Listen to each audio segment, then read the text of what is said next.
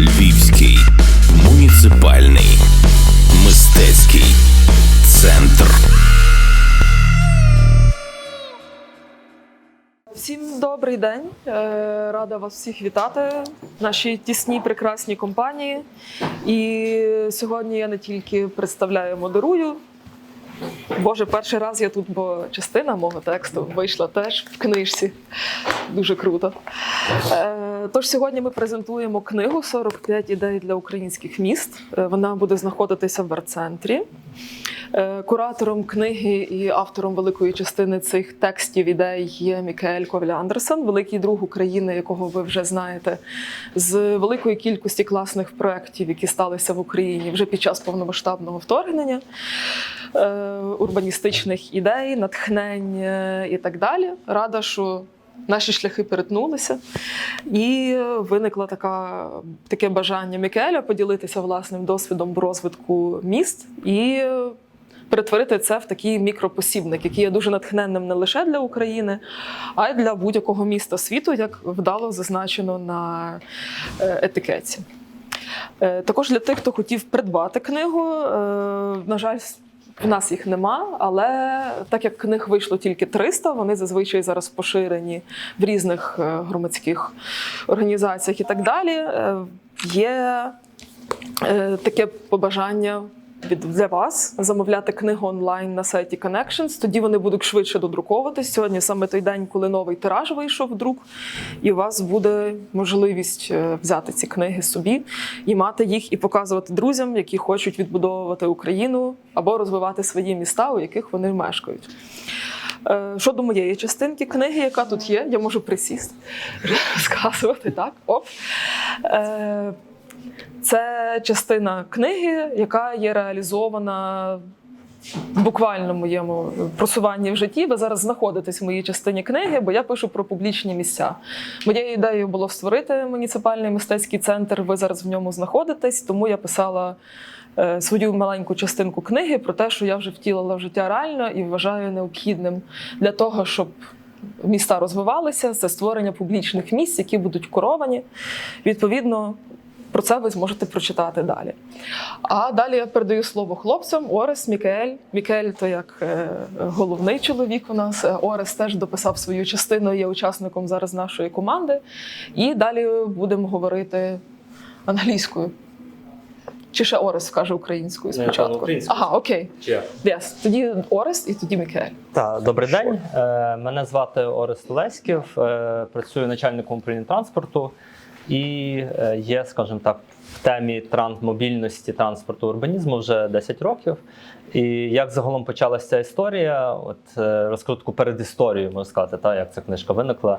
Власне, Ляна свого часу звернулася до мене з такою ідеєю, запитом про те, що це було в квітні 22-го року, про те, що сюди, зокрема, в арт-центр поселилися люди з міст, які постраждали від російської агресії, і багато з них висловлювали певну проблему в пересуванні і сумували за своїми велосипедами, які вони лишили себе вдома.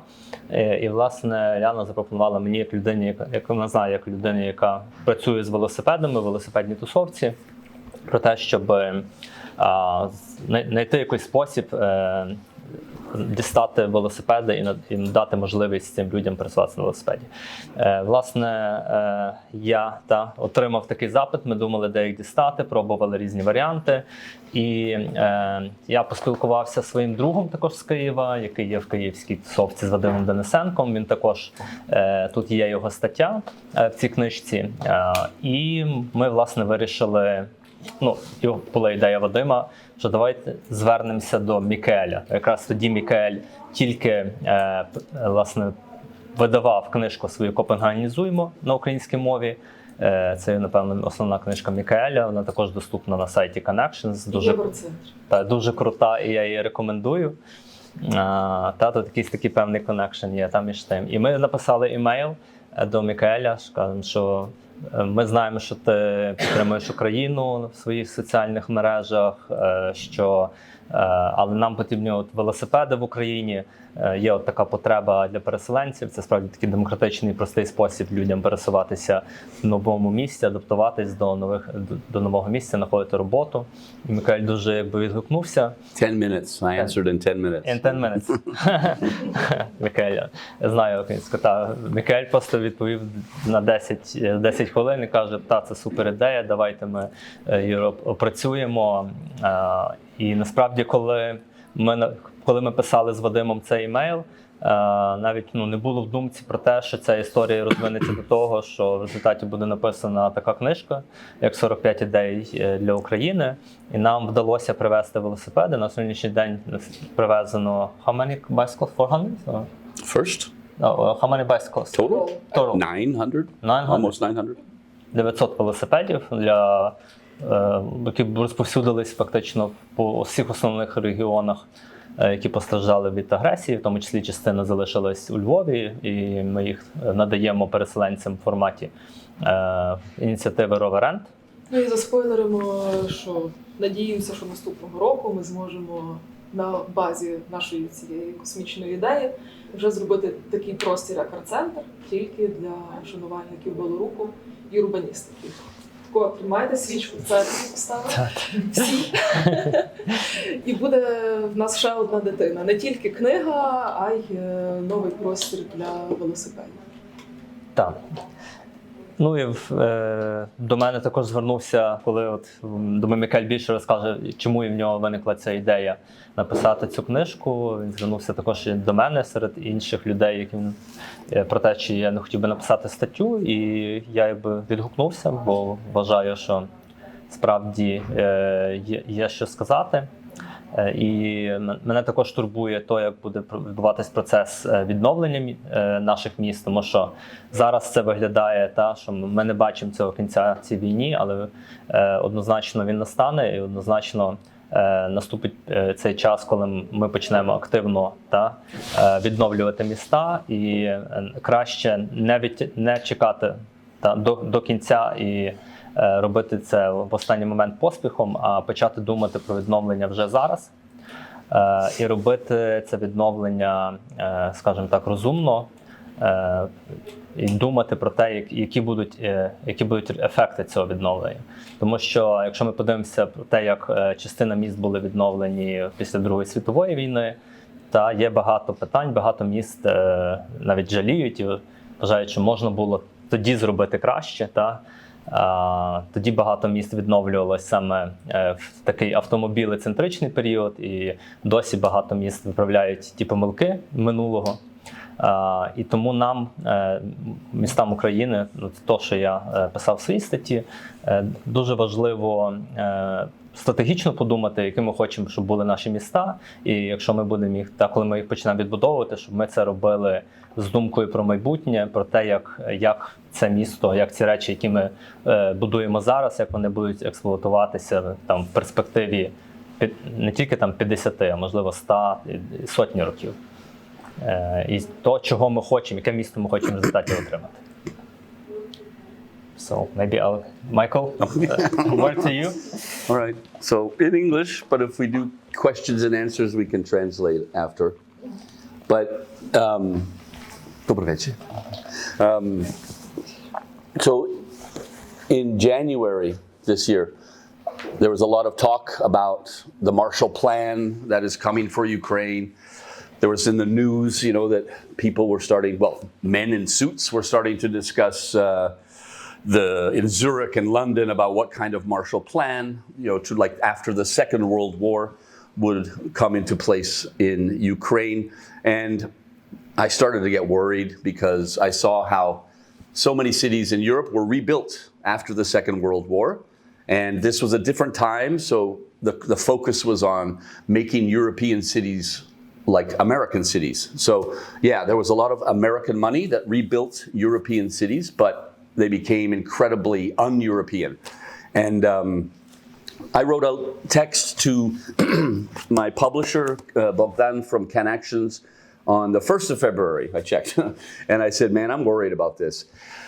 we need to get a book out first with all of the good things that we know about urbanism. All the things that are well, for people like us, maybe like normal, even though they're not in place in cities, but all the things that we know. And we need to do it first in order to create a counterbalance, but with all of the heavy industry and the big financial investments and the engineering that is probably still going to come. So it was so important. And then Bogdan, he just wrote back, he said, oh shit, this is going to be the first book about post-war reconstruction in Europe in the 21st century. And I had to read that 3 times. And there has to be another book. And he said, no, everything, Yugoslavia, they were books, but that was not the 21st century. And I went, oh my God. So we have to do this. So then, of course, I wanted to make it very Danish. I wanted to make it a collective book. So, and I didn't want to do all the work myself, so that's also part of the collective movement. And I started emailing and texting. I think I ended up writing to about 70 different people. All people I know, friends and colleagues from around the world. I wanted an international group. I wanted a very gender equal group. And of course, Ukrainians on the team, and you guys are like the first people I asked, and Vadim as well. And I just said, give us an idea. And I chose people who had expertise in different areas. You don't want 50 people writing about bikes or public space. You want all of the things that we need, the whole guidebook, the menu. And so many, nobody said that they didn't want to. But so many people I discovered were very busy. and I write a lot, and it's only 1,500 words. Oh, but I'm so busy. And then I realized, like, which one of my friends are, like, super stressed. So they all said they wanted to, but we ended up with, and then the deadlines and everything, we ended up with 32, including me. So that was, I think, good enough. The first idea was 50 ideas for Ukraine. So we had to go to 45. And then I had some challenges. This one woman, for example, she's the leading expert in the world on food security, about why we should keep our food in our cities and not in warehouses outside. And that's why it was easy, for example, Russia to take cities like Kherson. They just circled the city and they said, you have no food because your food's over here. So for 7,000 years, we kept our foods in our cities. And she said, I don't have time. And I went, oh, okay, so I ended up writing 14 articles just to make sure that we have all the topics. So I wrote that article. I didn't want to write that much, but we had to get to 45, so we did it. And we needed the complete, the guidebook, right? I didn't want any holes in the book. So I think it's very important and relevant that the first book about post-war reconstruction in Europe in the 21st century, hopefully the last one too, right, is a collective book, right? Yeah, written by people who know what they're talking about. And it's not a corporate manifesto written by men in suits in Zurich, in closed boardrooms where we don't know what they're talking about. Or it's not a dry government document, a white paper, the most boring reading in the world. But it is a collective book, and it's everything that we need. There are no crazy ideas in this book. Like, I don't know what the craziest idea. I think in the Ukrainian context, there's a lot of stuff that's going like, what? You're going to do what? But in Europe, it's just like, yeah, there's many cities that do that, or many cities that do that. So I think maybe the most radical one is number 2, which is like stop the power of the developers and ignore the starchitects, like Norman Foster, fuck off. These people do not know how to design for people. They know how to design big, shiny buildings. So that's probably the craziest. The first one is stop corruption, but that's literally, you all know about that. There's no crazy ideas. Everything in this book is happening somewhere. It's in place somewhere in the world. It's proven to work. So it's a book written by 32 people, who want the best, who want Ukraine to use the opportunity of the war to, force positive urban change. The mayor of Mykolaiv, Alexander, he said to me last year, he said, this is my time. I can do things that I can't do when there's no war, and I only want to do things better. So I have now designed like the entire bicycle strategy for the city of Mykolaiv with my team, because he asked me to. But I never forget those words also, right? Like, this is the time. We can do things we can't do without a war. So it's a hope that Ukrainian cities and towns will make the right choices with this guidebook and design the cities and towns for people. And the human scale we talk about, right? That's what it's all about. And it's also our hope that, well, my hope anyway, that if so many, not every Ukrainian city and town, that's optimistic because there's a mayor in Odessa and in Kharkiv, so this might not happen there at the moment, but that there are many other places where a lot of these things could happen. And then the world still needs leadership, Oh, come to Copenhagen, amazing inspiration. Paris is amazing. There's inspiration out there, but there's no country that went to the next level, where there's 50 cities and towns across the entire country who went, oh, let's do it. You want to do it? Let's do it. Then the whole world, like especially Europe, because that's where I'm from, but the whole world will go, what? You're testing all of these things, and you did it like in no time, which Ukrainians do. You do everything like that when you need to.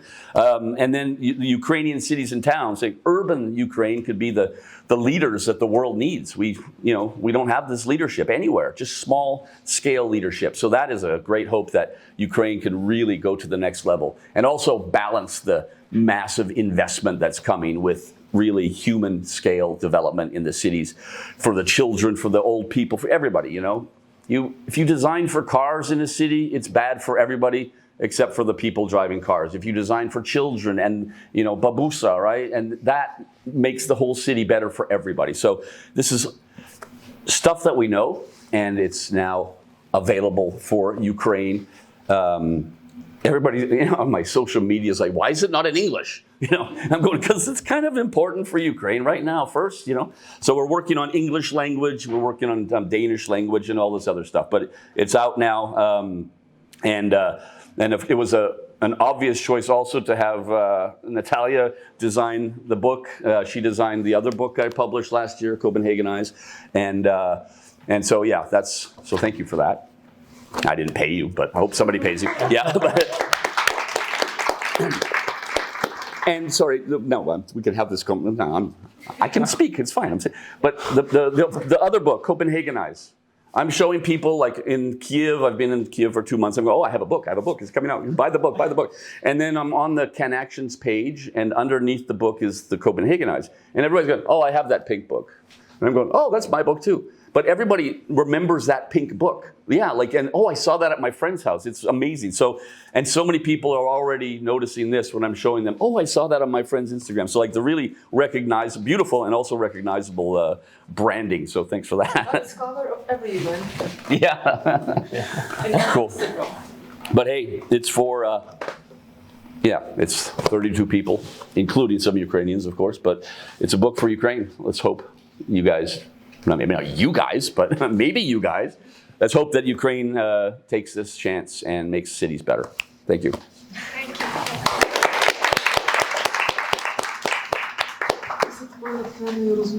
Питайте питаннячко, будь ласка.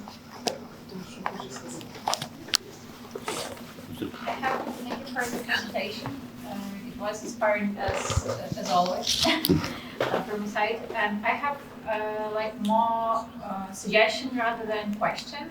So how do you think could we run online presentation for architects for municipalities and architects, city mayors to present the book and your ideas? Because I think that they are actually the audience for this book. And what do you think?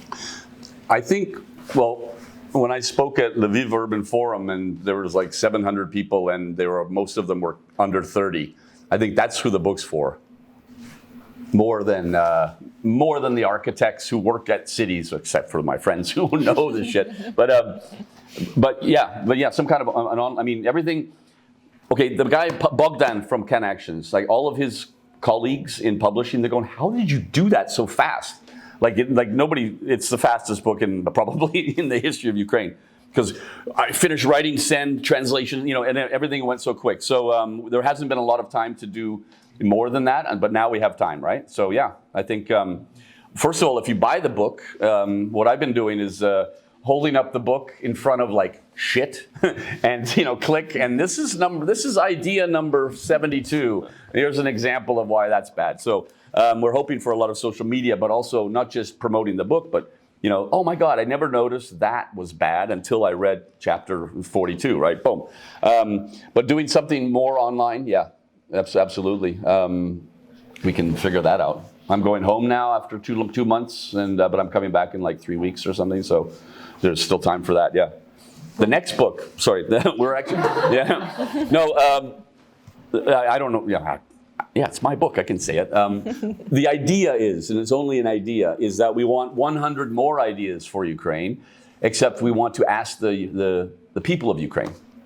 So I want a chapter written by 7-year-olds, from around. So we'll make like a website is the idea, and we'll have like 8 or 9 topics, and you can submit, I want to write 800 words about this, and whatever, and then I curate, and then and it has to be just regular people. And some architects as well, or whoever wants to write, right? But we're going to make it really a book by the people for the people. So,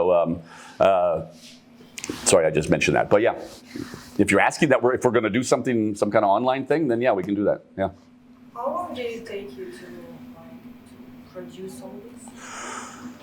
I think Bogdan, the publisher, he said it was 7 months, 6 months, which is incredibly short. Because normally you finish the manuscript and then you give it if they need translation. Then the translator does their job. But we did it like a factory, one article done. Copies are They I think they have, now 1,500. And then they print more if more people want it. Yeah. But yeah, it went super fast, which is really cool. Yeah. Thank you. I want the discussion. I want people to put pressure on the architects of that city who don't know anything about this. There has to. It's a collective movement, not just the writing, but also the what happens with this book. People putting pressure on, at a city meeting somewhere, say, oh, we can't do that. I got a book, and it says they can do it, and it happens in these cities. And I want that collective pressure to change the system here, right? So if that helps with an online presentation, yeah. Why I mentioned this because we are running some urban residences for architects and city mayors for different cities, and I think this book is a perfect them. And we have a full database of these people, and I think it could be fantastic to collaborate and to communicate these ideas to the audience that actually taking some decision in the city. Yeah, I think if there was a meeting of people. Like these kind of people, and everybody had read the book before they showed up. Oh my God, that meeting would be so much more interesting. Instead of 2 people read it and 8 people didn't, and cool idea. Of course, each participant to read one particular part of the chapter. Yeah. And to discuss. Yeah, and now you have some possibility to take different experts from this book, and maybe somebody from abroad can one day go to Ukraine. Yeah. Why not? No. David Sim, I know, but he participated online. He wanted to come to Lviv, right? Yeah. Let's make a conference. Yeah. It's really still hard to convince people to come. I'm selling especially Lviv to everybody, and I go, oh yeah, no, I think I'll wait. With the wine? Yeah. Yeah. But that'll be The first step should be Uzhhorod. There is no curfew. Oh right, really? Yeah. Oh my God, what am I doing here? Jesus. With mountains. Yeah. All right. So then, Lviv. Lviv. Окей, so next question. Наступне питаннячко. Може, в когось є до мене, чи до Ореста, чи до Мікаеля? Може, до Наталі, як дизайнер. О, Наталя, до речі. Наталя говорить візуально. Але може і не лише. I would like to ask also one question about what topics and what themes for European experts are still a question.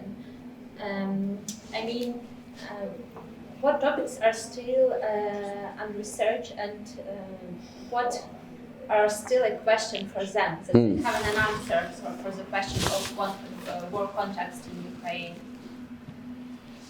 I think what you said. Or they know everything. I mean, I don't think they know everything. I think that every topic here is very, very well researched, and if not before, but in the last 20 years, the research is, really intensifying, about not just like trees are important in a city. Now the science about why trees, it's incredible just in the last 10, 20 years. So I think in the Ukrainian context, well, also internationally, the hardest one is cars, right? And like even in Kiev, you and the mayor of Kharkiv, oh my God, this. Do you know what it's called? Induced demand. Індукований попит. Yeah. So but look, it's the traffic jam. If we make one more lane, then there's more. Then there's no more traffic jam. And this. It's so impossible to tell people this. They just don't understand it, But it's every time you make more space for cars, you get more cars. Right? This is this expression, and they're like the traffic engineers in every country. They're like, no. We have some models that show your models have never worked. Right? 100 years. There is nowhere on the planet in 100 years where making more space for cars means that traffic gets better. It gets better for maybe 3 months, 4 months, and then it goes back to normal, right? So yeah, that's the hardest one, is convincing politicians that, especially in Eastern Europe, that we got to start getting rid of the cars. I try to tell people here, like Paris is they're removing 65,000 car parking spots right now as we're sitting here. Amsterdam taking away 10,000. Oslo 7,000. This is what we're doing in European cities, and we're putting in our trams. We're expanding the trams. Like we're done with the cars now, right? We realized it never worked, and cars are great if you want to drive to Kiev, but not driving in Lviv or Kiev. It doesn't make any sense. So, I think Lviv is way better, obviously, in many of these, public transport. But Kiev is, it's a nightmare, and other cities as well. I went to Kharkiv first time in June. I was shocked. It was like Dallas. I was shocked. I couldn't believe it, And then the mayor said, take away the trams. It's bombed anyway.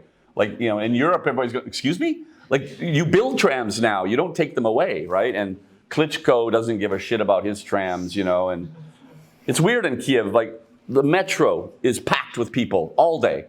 Buses are packed at rush hour. Trams are packed. And yet nobody is upgrading. Nobody's, like your trams here are like 1,000 times better than in Kiev. There's no prioritizing of public transport. So, that's why this book is also important, right? But it's mostly the car thing. And it's the same everywhere in the world. It's universal, right? I lived in Asia for a while, and Where? It's like in China. And there is like for example, if you have a car and you can drive maybe on Tuesday and Thursday, and you cannot drive a car on like Friday, Monday. Yeah, like you have this regulation for making more easier. Yeah. And I don't know, any country in the world works like this. Yeah, Singapore. Also. If you want to own a car in Singapore, you have to get a license to buy a car. And I just tweeted about it. It's $130,000 to get a permit to own a car in Singapore. And then you have to buy the car. Yeah. And in Denmark, we have, if you buy a new car, you pay 150% tax on top of the new car because of it ruins the asphalt, it's environmental, all of these things. So there are good examples. Also, like putting, you have to pay money to go into a city like London, Stockholm, Milan, also Singapore. Yeah, congestion charge. Yeah, I mean, there's a lot of ideas, but the whole point, like in Europe, certainly, it's all about stopping the terror, and trying to rebuild the cities for people. But yeah, I mean, the Chinese are incredibly pragmatic. There's a lot of cities where they do stuff that they're just pragmatic. It's not like, oh, cars are bad, and oh, trees are wonderful. They're trying to go, that doesn't make business sense. Let's not do it. Boom, boom, boom, right? Super, yeah. Yeah, well, they also have a dictatorship. They can do what they want, but like, you know, but I mean, they're just pragmatic about stuff, right? Which is, you know, also in the Nordic countries, we're very pragmatic. It's not like long discussions about saving the planet. It's like, that doesn't make sense. And how much money we spent? No, stop spending money, boom, boom, boom, right? Correct. Yeah. Let's kill all sparrows. Yeah, kill all sparrows. It's random, okay. It's also Chinese. Oh, right, okay, yeah, oh, right, yeah, sorry, now I remember, yeah. Yeah, that was like Mao Zedong, yeah. Все? Чи ще діалог такий гарний був, що дивіться, можете продовжувати. Thank you for this good discussion. Is there anything interesting you wanted to put in the book, but didn't in some reason? Yeah, like a naked selfie of myself. But the publisher said, no, I don't. I mean, look at this. No. Yeah, yes. Draw me like your French boys. Yeah. Yeah, Danish humor. Okay, so good question.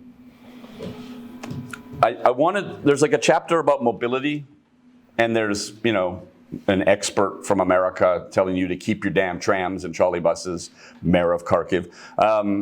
I think I was going to write a longer chapter about bicycles, but I just say go buy my other book in Ukrainian, like, because I didn't have time. It was like really, you know, you do. None of us received any money. You know, it's like 6 months of work, you know, which is a lot of work when you're the curator, right? They had to write an article and send. But I mean, it's just like, oh my God. So I think maybe some of the articles, I would want them to be longer, more details, like with more examples of cities that did this thing. And then there wasn't a lot of time. I didn't, you know, change the other people's articles. That was, you know, obviously their freedom. Just, you know, maybe some of the language in it, you know, if they weren't good at English or something. But no, I think maybe just a bit more, you know, like, yeah, filling it out a bit more with more details. That's about it, really. But I think, you know, if you read an article, you know, then there's ChatGPT and Google. You know, you can follow that and learn more yourself, right? So yeah, no, good question though. I don't think I missed. I wish that these experts would have had time to do their own damn article, but it's. I'm happy that I think it's pretty well rounded. I think there's a lot of. We covered all the bases, as they say. Without your name selfie, right? Sorry? But without your name selfie. Yeah, no, but I have it on my phone if you want to see it. Yeah. Yeah. So, you saw it, right? Yeah.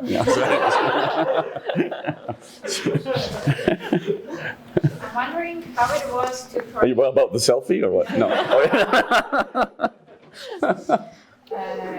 yeah, I know.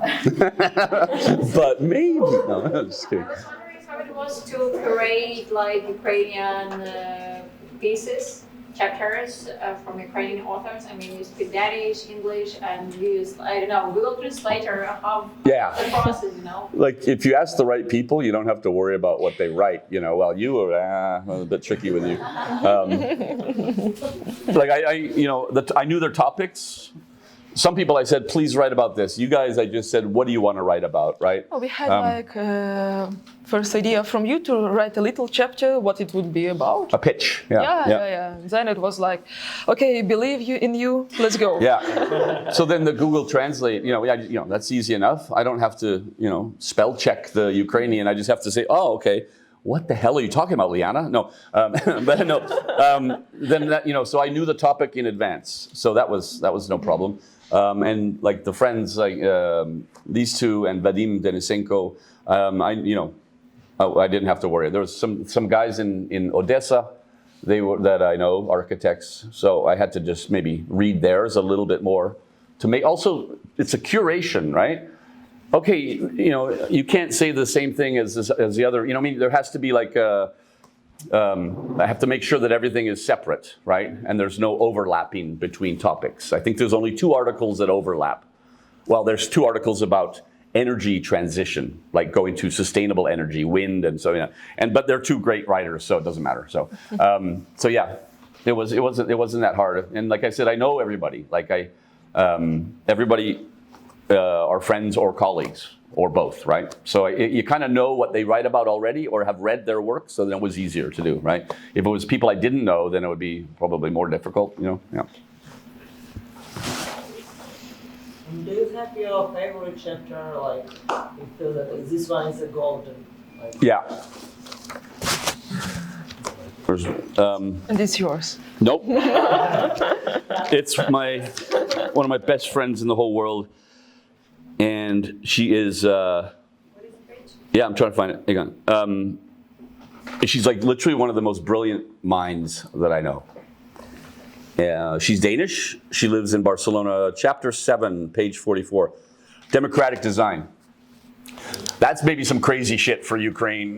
Maybe not for you guys, but maybe for a lot of Ukrainians. Like, she talks about how cities were designed by the patriarchy for the patriarchy. But most of the world is not a white man.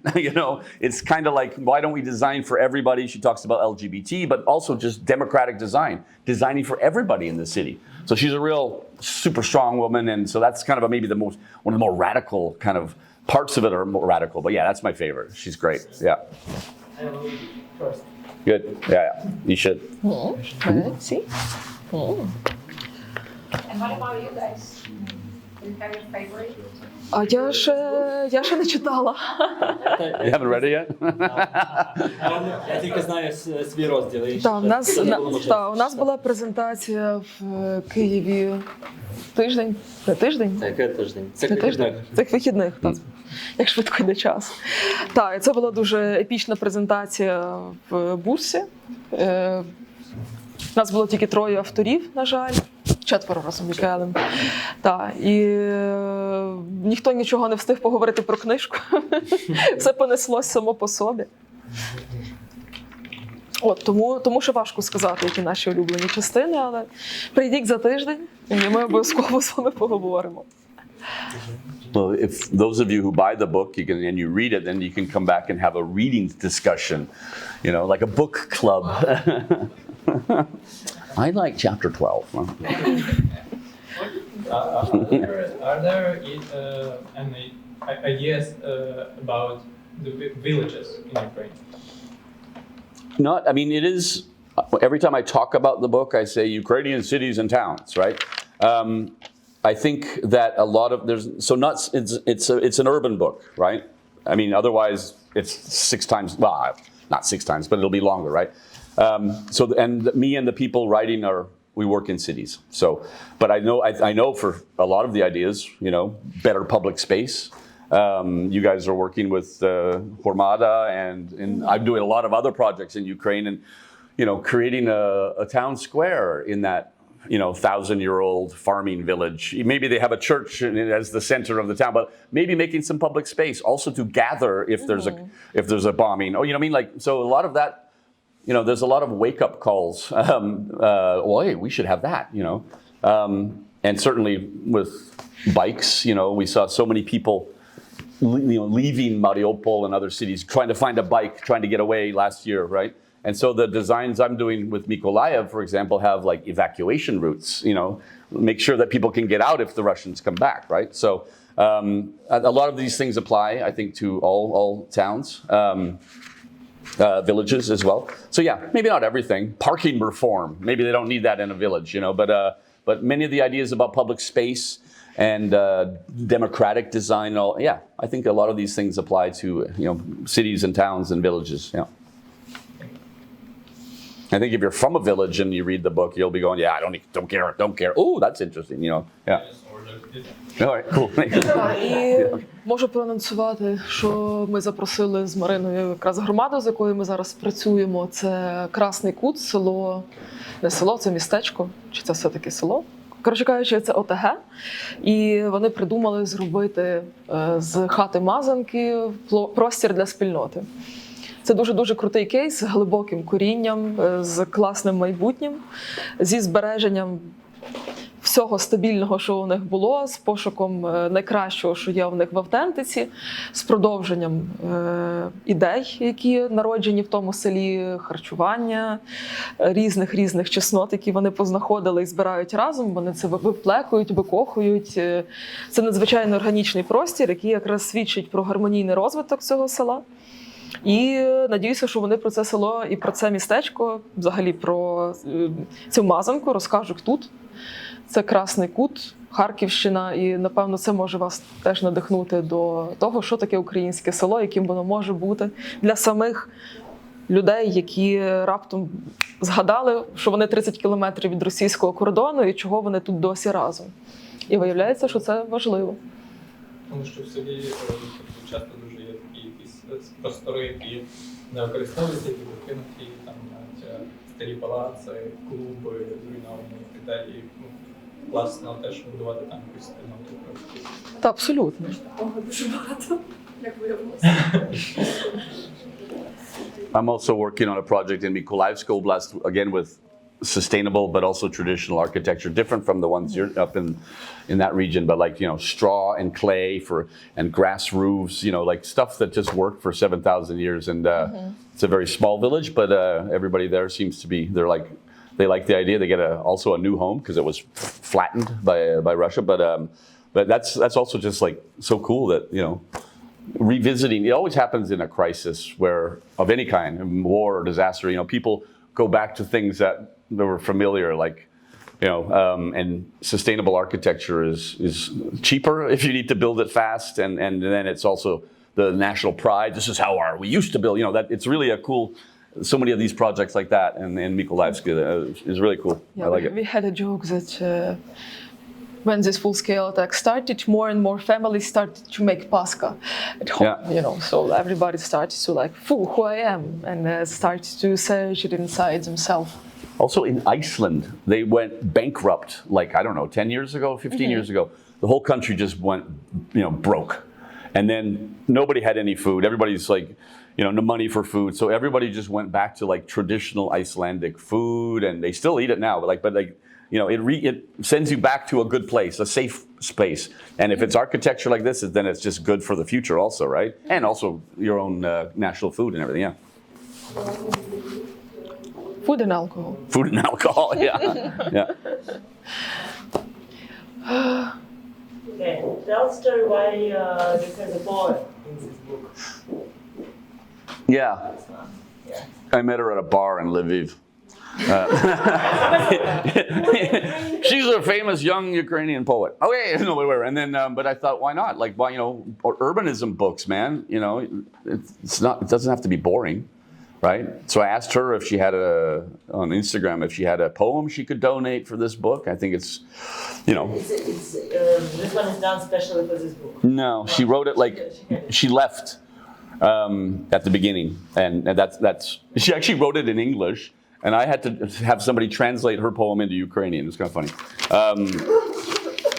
Yeah, but then, yeah, she writes about leaving, right? And then, yeah, I just thought it's also art, you know, poetry in an urbanism book, right? Who does that? Let's do it. It's right? about meetings in Ukraine. Yeah. So yeah, that's because I can do it. I'm the curator. I can put poetry in an urbanism book. Right? But not selfies where I'm naked. No. All right.